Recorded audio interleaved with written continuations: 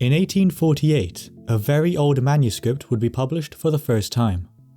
It was a set of annals, short and for the most part undetailed, but still extremely important. But what we're interested in today are a series of events recorded towards the manuscript's end. A war.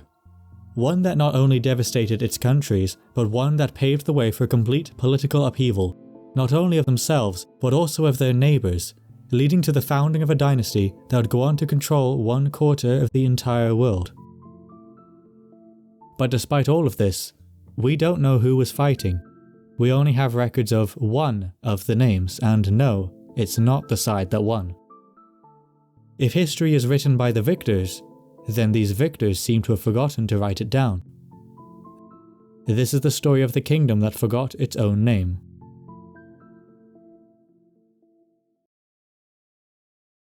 The moment that started our chain of events was a death in the year 754 of King Rhodri of Gwynedd in North Wales. While his epithet would only remember him as bold, which is a little rude, he would be the last of a line of kings that stretched all the way back to the 5th century. You see, according to a 16th century manuscript, the Disgyniad Pendefagaeth Cymru, Rhodri had no heirs, only an adopted son named Cynan. A man who, as we'll soon see, never seems to have actually made it to the throne. Now, whilst ignoring your adopted son is great, the reason why Cynan seems to have never ruled is actually because of an outside force, as following the death of Rhodri in 754, the next time his kingdom would be mentioned in these annals was in 798, when the death of someone named Caradog, king of Gwynedd, is recorded. That's not Cynan, and Rhodri didn't have any other sons. So who is this? The answer comes to us in another manuscript, a collection of 31 genealogies of the various kingdoms across Wales and northern Britain, called the Harleian genealogies. Caradog isn't found in any of the lines connected to Gwynedd, but he is found in a very prestigious place.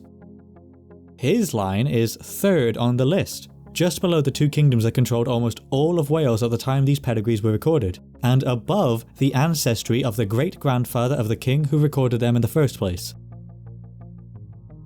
These men were not part of the royal family of Gwynedd, so it seems safe to say that Caradog at some point invaded and conquered them, right? One version of these annals may even have specified this, as they record Caradog as the king of the people of Gwynedd, rather than of the country itself. The problem this has presented then is that Caradog was obviously from somewhere that wasn't Gwynedd, but the annals and genealogies never tell us. These aren't labelled, but historians can figure out where they're supposed to be from by mostly connecting names found in these documents to names found elsewhere. So if we look at Caradog's pedigree, then surely we can get some clues as to where he came from, right? Caradog ruled for a long time, potentially over 4 decades.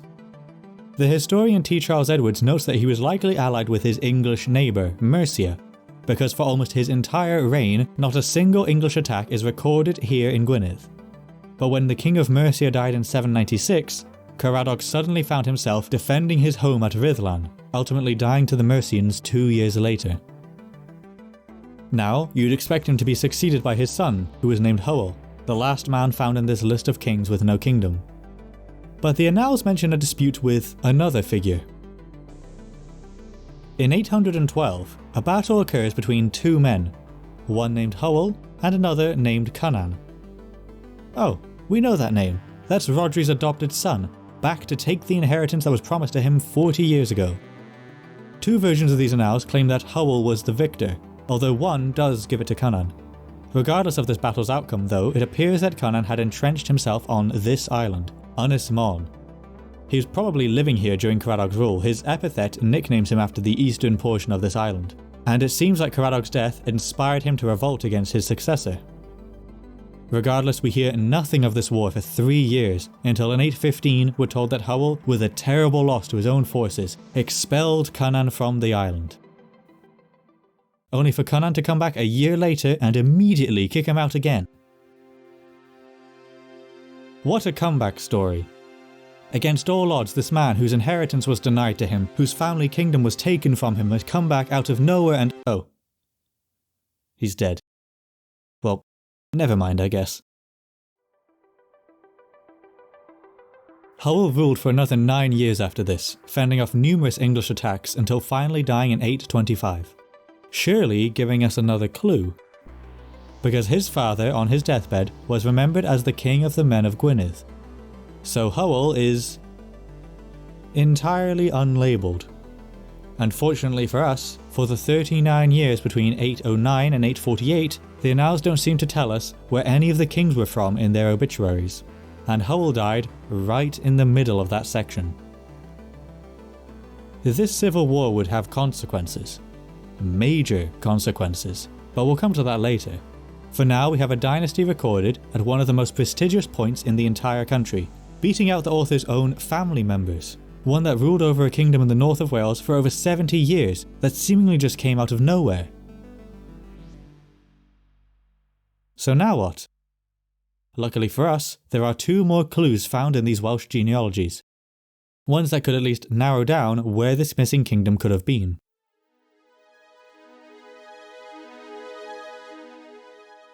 Out of the 13 men recorded in this pedigree, 6 are never mentioned anywhere else.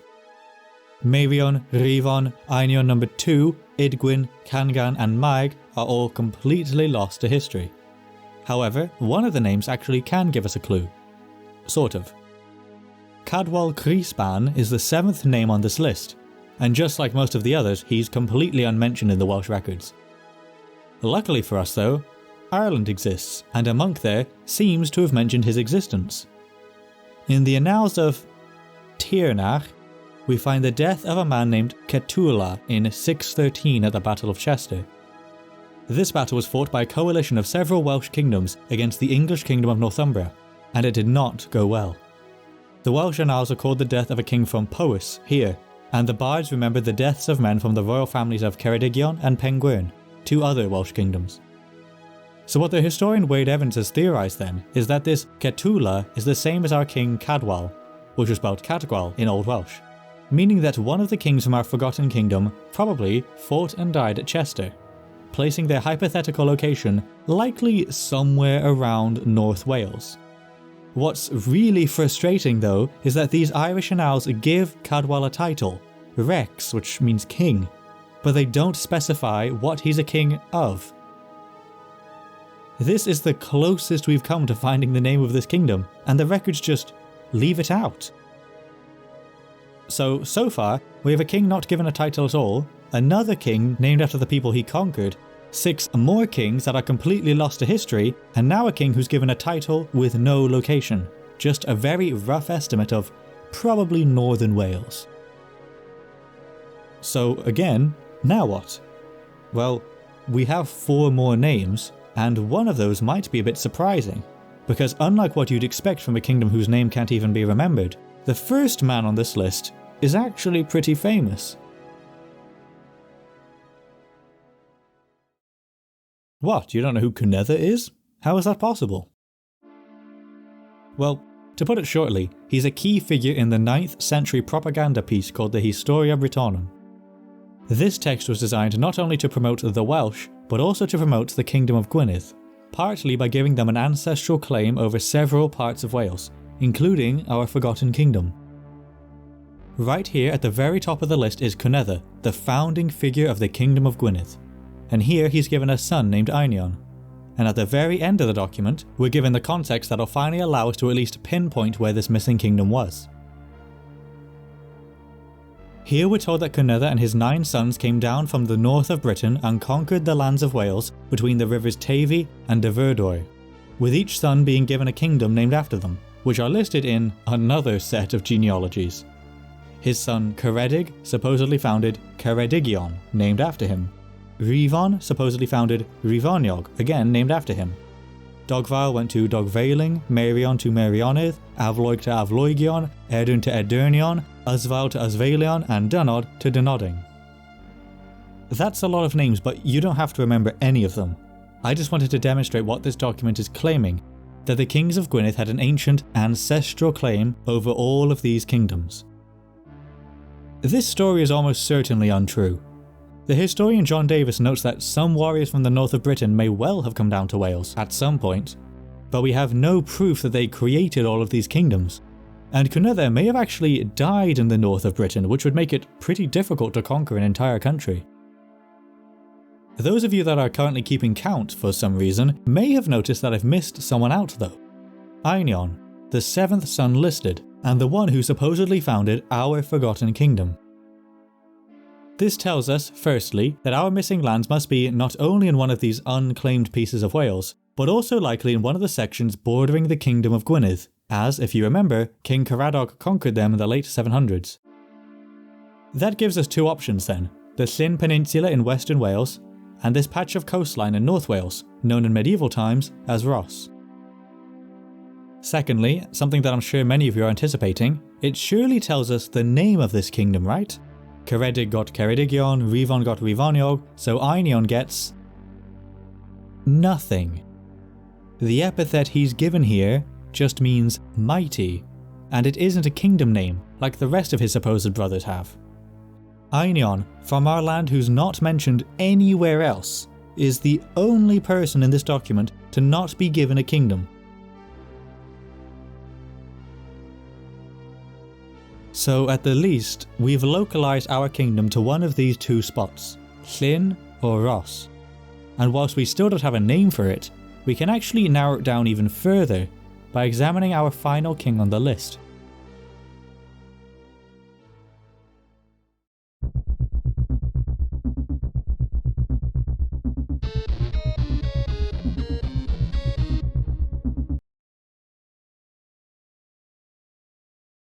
Einion's grandson, Cunlas Goch, is probably the most well-attested man in this entire pedigree.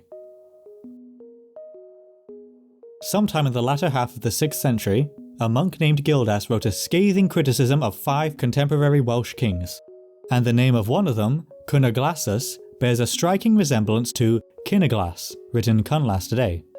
Historians such as Bartram, Charles Edwards and Thornton all agree that these two names are likely the same person. So what that means then is that we have a fairly detailed list of sins committed by Cunlas. Gildas decries him for being in contempt of God, for being a butcher, for waging war on his fellow Welsh, for provoking saints, for fancying his wife's sister, and for being tawny? In essence, Cunlas is a bad Christian, and apparently a pretty violent one. But what we're most interested in is near the start of this passage, as Gildas gives us a bizarre metaphor here, calling Cunlas the driver of a chariot of the receptacle or container of the bear. Weird, right? What does that mean? Well, Bartram, echoing an older theory by Wade Evans, has suggested that Gildas is referring to a physical location, that Cunlas drove a chariot belonging to a place.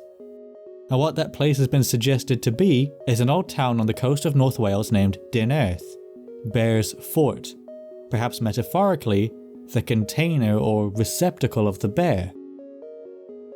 If this is true, then Gildas is telling us that one of the earliest kings in our missing dynasty held his court here, a place so ancient it's only preserved in street names which just so happen to be within the land of Rhos, one of the two places that the Historia Britonum didn't seem to lay claim to. But if Cunedda's son Einion supposedly held lands here, then that covers that too. So what we have at the end of this then is a kingdom likely located on the north coast of Wales, whose name has been entirely forgotten. Every record that mentions one of their kings doesn't mention its name. A founding myth of Gwynedd, which mentions several of the most obscure pieces of land in medieval Wales, doesn't mention its name either. Because of this, some historians have just opted to call this forgotten kingdom Rhos, such as Carrie Mound and Peter Bartram, and I've even called it this myself. But I'm inclined to agree more now with how T. Charles Edwards addresses it, as the dynasty of Rhos, or the line associated with Rhos. You might be asking though, so what? Random places get forgotten all the time. I forgot my own son getting petrol one time and I still haven't gone back to collect him. Well, do you remember what I said I'd bring up towards the very start? Because this kingdom, and the civil war between its King Hywel and Cynan of the old dynasty of Gwynedd, would be very consequential, making the fact that this name became forgotten even more conspicuous.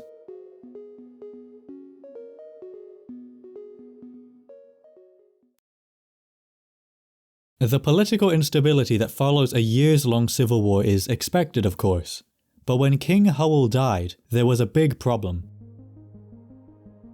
None of his descendants appear to have ruled. Instead, another man entirely from across the sea seems to have taken the throne instead.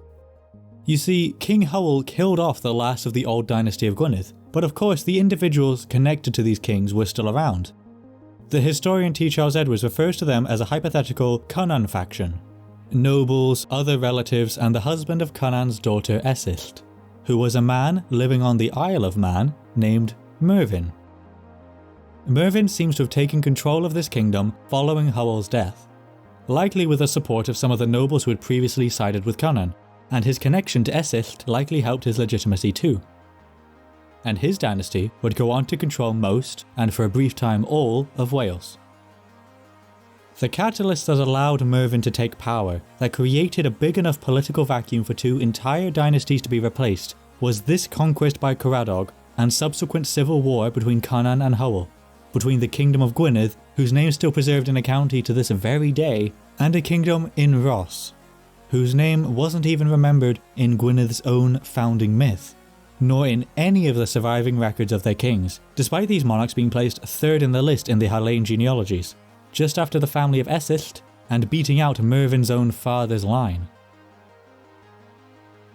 If Gwynedd wanted to suppress knowledge of this old conquering kingdom, then why would they place their kings so high on the list? For example, Gwyned's old rival of Powys was placed at the very bottom. But what makes this even more bizarre is how this dynasty, brought in because of and replacing the kings in our Forgotten Kingdom, led to the birth of someone very famous, and I mean it this time. According to the historian John Davis, Mervyn's 21 times descendant, connected to the royal houses of Gwynedd in North Wales and Deheubarth in South Wales, alongside the English House of Lancaster, was Henry Tudor, Henry VII of England. If this kingdom, whose name has been entirely forgotten, did not conquer Gwynedd, if Howell and Cynan didn't fight a civil war, then Mervyn may have never gained power, and the political landscape of Wales, and subsequently England, would have looked very different. Charles Edwards points out how Cunan's faction likely helped Mervyn into power following Howell's death. So what if they never did? Imagine a War of the Roses where Henry VII just doesn't exist. Even though Caradog won, even though Howell won, even though their dynasty was remembered with prestige and importance, the name of the kingdom they came from has completely slipped through the cracks. Half of Henry VII's ancestry, the king of a kingdom that would go on to subjugate a quarter of the entire world, owes its origins to a kingdom whose name has been entirely forgotten.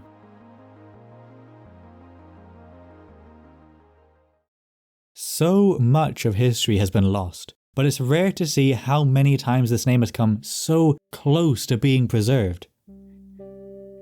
It's like finding a brick wall with a torn-off poster on it. You can't know what the poster said. You can't know if there were more of them. This whole wall could have been covered in them at some point. But out of all of these hypothetical posters, this one has left evidence. Just enough to let you know it was there, but not enough to know what it was. Thank you for watching, and remember to write down those names.